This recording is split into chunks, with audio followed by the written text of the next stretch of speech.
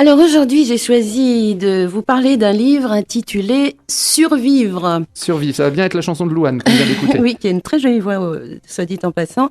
Survivre, qui est paru chez l'Arpenteur Gallimard.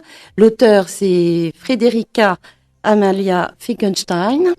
Et elle est toute jeune, c'est une auteure qui a 26 ans, qui est étudiante en philosophie et qui en est à son deuxième livre. Le premier était sorti il y a 3 ans, ça s'appelait L'oubli, et qui avait déjà été remarqué puisqu'il avait été sélectionné pour le Renaudot, dans une première sélection. D'accord, alors de quoi s'agit-il ? Alors, pour commencer, bon, c'est pas très gai. C'est pas très gai, hein, non, j'ai vu un petit peu le résumé, c'est pas très gai du mais, tout. mais, mais, mais c'est un message d'espoir. D'ailleurs, on aussi, parle quand pas de même. Jérém Star, toujours pas. Ah non, surtout pas, non. surtout pas. Non, quoi qu'il en soit. Donc oui, c'est pas très gai, puisque on parle des attentats, on parle de la mort, et d'ailleurs c'est d'actualité avec le procès Mera actuellement. Et je vous dirais que pour commencer, ce livre qui fait que 142 pages, donc il est pas épais, hein. Il est court, il se lit pas comme ça facilement, comme on glisse d'un toboggan, je dirais. Hein. C'est un texte qu'il faut laisser lentement descendre, qu'il faut digérer, et qui, à mon avis, prend tout son sens une fois qu'on a terminé le livre, en fait.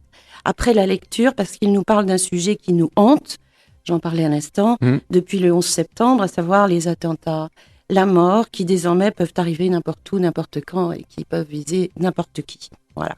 Et Survivre, c'est pas proprement dit un roman, vraiment. Hein. Il n'y a pas une histoire qu'on suit comme ça. C'est, je dirais plutôt un journal. D'accord. Un journal fictionnel, oui. C'est un récit court et qui est vraiment, oui, ce journal d'une jeune fille qui est à l'âge de l'auteur, la narratrice. Elle s'appelle Ava. D'accord. Et on va suivre son quotidien, mais qui est obsédée, fascinée. Je dirais presque par la mort, par les attentats. D'accord, donc elle était lors du spectacle du Bataclan du coup ? Absolument pas, non, elle habite pas très loin. Mm-hmm.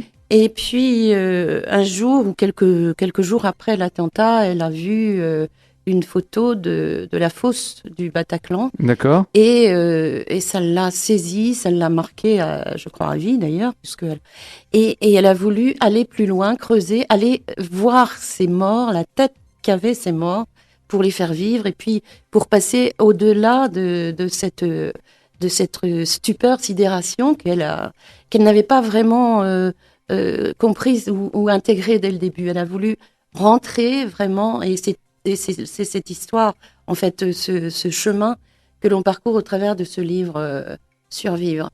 C'est pas très gai, effectivement. Non, mais il y a plein d'espoir quand même. Ah, oui, il y a plein d'espoir. J'espère. Bien sûr, parce que ça se termine. D'abord, ça s'appelle Survivre. Oui. Et puis, donc, Ava éprouve une véritable fascination. Donc, alors, au travers de son quotidien, on la voit qui se sans arrêt repense et tout le temps à l'affût de ces photos. Il y a des attentats, d'autres attentats dans le monde qui arrivent, qui surgissent comme ça, puisque de toute façon, tout le monde sait d'une manière collective que ça peut arriver.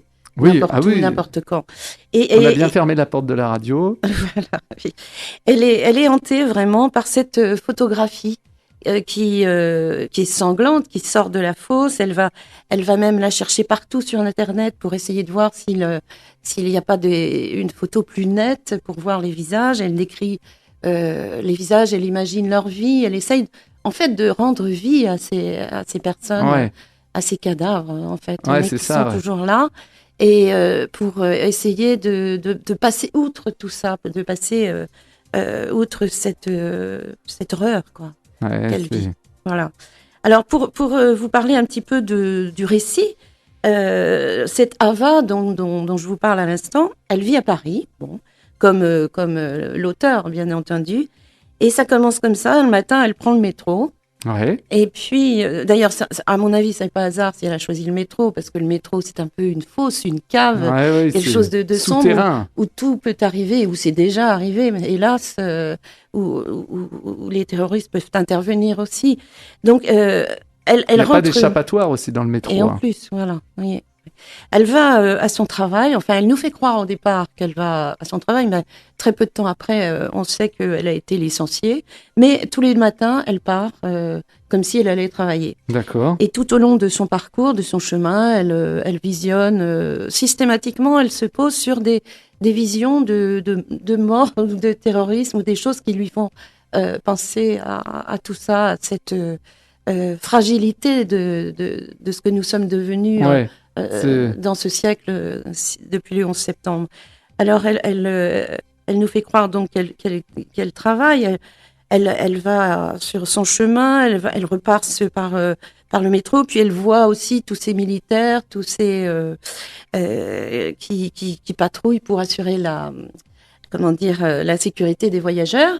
Et à nouveau, ça la replonge, bien sûr, dans l'angoisse, dans toute cette... voilà. Elle monte, elle voit tout ça, elle poursuit sa promenade, elle va voir des magasins aussi, de temps en temps, quand même, parce que on ne parle pas que de ça. Donc, alors, c'est une jeune femme, donc elle est branchée un petit peu aussi mode, donc elle va voir les magasins, mais à nouveau, elle est replongée très vite. Enfin, c'est une balade où s'égrène de temps en temps, enfin même assez souvent, si je puis dire, cette idée de la mort prégnante qui est là toujours près de nous et qui peut surgir à tout moment.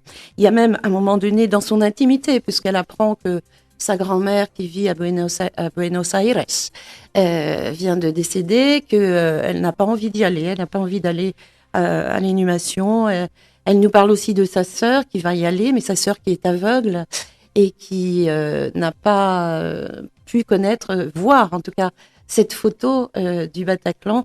Voilà, c'est en gros, c'est tout ce parcours-là. Il y a plein de... Elle va dans les bars et dans les bars, par exemple, les télés sont allumées. Donc elle voit d'autres... Elle voit d'autres, bien sûr, attentats qui surgissent un petit peu partout dans le monde.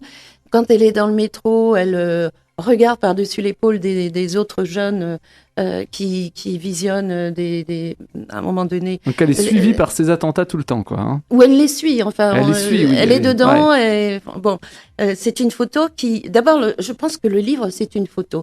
Ça n'est pas un livre, c'est une grosse photo de ce Bataclan qui nous suit tout au long et qui s'échappe et qui s'évapore, si je puis dire, à la dernière phrase de son livre. Alors, en résumé, qu'est-ce que tu en as pensé ? C'est ce que je viens de dire. En fait, moi j'ai l'impression que c'est une photo, ce livre, et quand je l'ai lu, j'avais la photo tout le temps devant moi, qui est entrée en moi, puis qui s'est évaporée, qui est partie à la fin du livre. Je pense qu'elle a voulu faire ça comme une trace mémorielle. Pour rendre hommage à tous ces morts et puis dépasser, aller au-delà de tout ça, continuer à vivre avec. Ouais, avec parce que ça, de pas toute évident, façon, on en est tous là. Parce que cette violence qui surgit désormais depuis le 11 septembre partout et bien plus qu'au XXe siècle d'ailleurs, même si, hélas, il a connu l'horreur de l'Holocauste. Là, on est vraiment dedans. On est à chaque pas dedans. À chaque pas qu'on fait, on est dedans. Quoi. Alors, pour cette génération, c'est très marquant et puis c'est très traumatisant pour tout le monde, bien sûr, mais je veux dire, pour l'avenir de cette génération, c'est un livre qui regarde la guerre en face, qui agit en ce moment. Et je dirais même toutes les guerres, qu'elles soient, parce qu'elle nous parle de technologie, la technologie est très présente aussi dans le livre. Dans le livre, ouais. On parle de Facebook, on parle d'Internet, on parle de la télé, tout ce qui est connecté, parce qu'on est connecté partout. Ouais. Des guerres terroristes, des guerres économiques aussi, parce qu'on en est là aussi. Aussi, ouais. Et puis la guerre affective, enfin personnelle, par le biais du décès de sa maman, de sa grand-mère. C'est un texte de combat, je dirais. D'accord. Voilà ce que Et puis tout a changé. Aujourd'hui, elle considère aussi, ça c'est important, que les adversaires, eh bien, sont tous du même camp. D'accord. Et ils ont le même âge. Ils voient, ils vivent, ils lisent, ils vont dans les mêmes lieux. Et il n'y a plus de frontières même à ce niveau-là. Ce sont des jeunes comme elle, ouais. Ah oui, voilà. oui, ça peut arriver partout et n'importe qui, quoi. C'est ça. Voilà. Donc il n'y a plus de frontières à tout niveau, de toute façon. Et puis, pour terminer sur le style, c'est vraiment très très bien écrit. Vraiment, c'est d'une justesse percutante. On voit, ces mots sont très imagés et on voit très bien, on se situe tout à fait dans l'endroit qu'elle nous décrit, par exemple. Elle est toute jeune, hein, cette oui, cette 25 auteure. ans, 25, 26 ans, et c'est une future philosophe, donc, et on le sent, on sent ce parti pris de la philosophie. Survivre, moi je pense que c'est à lire, même si je vous en décris quelque chose qui est un peu, mais qui est d'actualité et qui nous permet d'avancer un petit peu plus pour les jeunes aujourd'hui, pour tous d'ailleurs, hein. Et je pense que ça sert collectivement.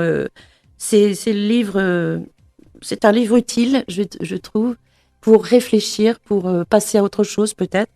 Et parce que aussi, ce livre commence quand on l'a refermé, je pense.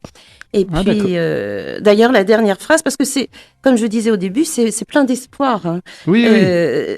Finalement, la dernière phrase du livre nous laisse Ava, l'héroïne, enfin la narratrice plutôt, bien vivante, parce que elle termine en disant « Je suis en train de me réveiller ». Et voilà. Et donc, elle fait un rêve ou pas au final? Non, elle fait pas un rêve. C'est pas un rêve. Elle le vit, tout ça. Elle le vit, ouais. Mais elle ne sait pas, parce que quand elle écrit, l'auteur elle-même dit « Quand j'écris, je ne sais pas si je rêve ou pas. » Enfin bon. Mais je crois que c'est... Non, c'est pas un rêve. Elle le vit vraiment. Et puis, elle n'a pas choisi ce prénom de son héroïne par hasard, puisque Ava, ça veut dire, en hébreu, bien vivante. D'accord. Eh ben, dis donc, tout un programme, ce livre. En tout cas, on peut le retrouver dans les meilleures librairies du coin. Oui, tout à fait. On le trouve partout. C'est sorti récemment. Voilà, c'est très récent. Ouais. Survivre de Frederica Amalia Finkelstein. Est-ce que j'ai le temps de lire un extrait ou pas? Oui, bien sûr. Oui. On a quelques minutes, oui. Alors, quelques minutes, ça, c'est quand elle sortait de... Elle s'imaginait être dans... Elle nous faisait croire plutôt qu'elle était dans son travail. Et elle avait une pause... Et pour vous montrer à quel point elle était tout le temps connectée, si je puis dire. Donc, il était 8h40, j'avais un peu de temps avant la réunion. J'ai déverrouillé une seconde fois mon casier, j'ai repris mon téléphone, bien sûr. J'ai désactivé le mode avion, puis je me suis connectée sur mon réseau social préféré. Une vidéo de décapitation venait d'apparaître sur mon fil d'actualité. Ah oui. Mise en ligne par un individu que je n'avais jamais rencontré. J'ai coupé le son et j'ai regardé la vidéo d'un homme se faisant décapiter au milieu du désert. Il avait l'air jeune, pas plus de 25 ans, tunique orange, cheveux rasés. Le visage de son bourreau était dissimulé sous une cagoule noire. On ne voyait que son couteau pourvu d'une épaisse lame. Tandis que je visionnais la vidéo, Baptiste m'a annoncé qu'en économisant la moitié de son salaire pendant 36 mois, à l'aide d'un crédit à hauteur de 3%, il pourrait acheter la voiture de ses rêves. Une Tesla conduite autonome. Je l'ai encouragé. Il faut poursuivre son rêve, quel que soit ce rêve. Acheter une voiture à conduite autonome, construire une navette spatiale, faire le tour du monde, vivre l'amour fou, obtenir une promotion, que sais-je. Il faut poursuivre. Alors, tu vois, elle n'est pas, elle est dans le cadre de son travail. Elle se connecte, elle est happée par cette vision sur son fil d'actualité.